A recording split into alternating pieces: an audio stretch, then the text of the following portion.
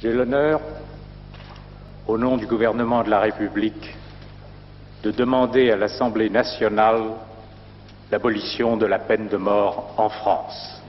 Et je dis simplement en rappelant la phrase de Jaurès, puisqu'à l'évidence, en vous, sa parole n'est pas éteinte. La peine de mort est contraire à ce que l'humanité, depuis 2000 ans, a pensé de plus haut et rêvé de plus noble. Elle est contraire à la fois à l'esprit du christianisme et à l'esprit de la Révolution. Et nous savons bien que certains vous diront qu'en votant l'abolition, vous méconnaîtriez la démocratie parce que vous méconnaîtriez l'opinion publique. Il n'en est rien. Le pays a élu une majorité de gauche dans le programme de laquelle figurait cette disposition.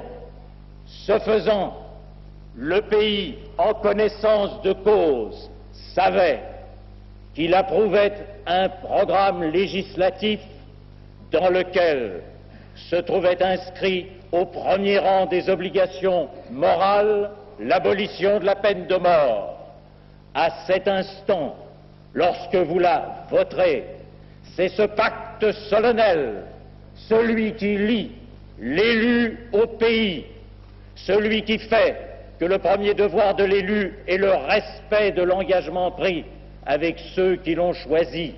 C'est cette démarche-là de respect du suffrage universel et de la démocratie qui sera la vôtre. N'a jamais été établie une corrélation quelconque entre la présence ou l'absence de la peine de mort dans une législation pénale et la courbe de la criminalité sanglante.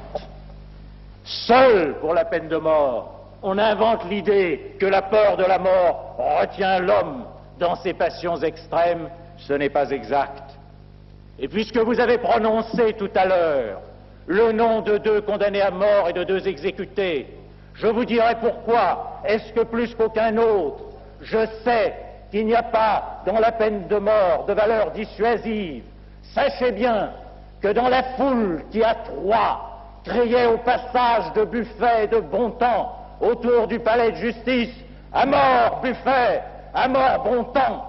se trouvait un jeune homme qui s'appelait Patrick Henry.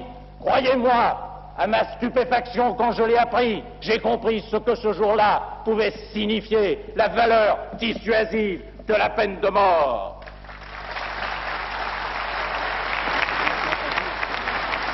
La mort et la souffrance des victimes, ce terrible malheur, la mort et la souffrance des victimes pour le partisan de la peine de mort, appelle comme une contrepartie nécessaire, impérative, une autre mort et une autre souffrance.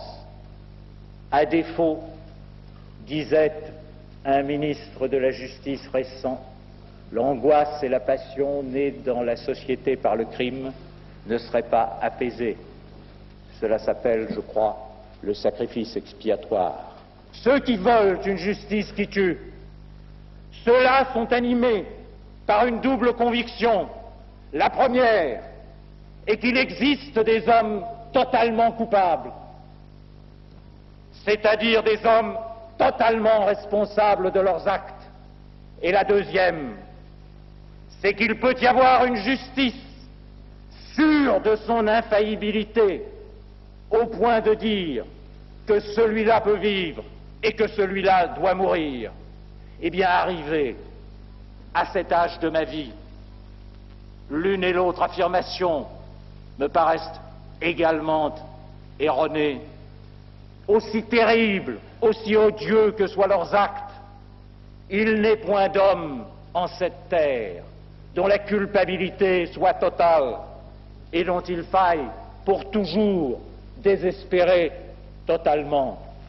Et quant à la justice, aussi prudente soit-elle, aussi mesurés, angoissés, que soient les femmes et les hommes qui jugent.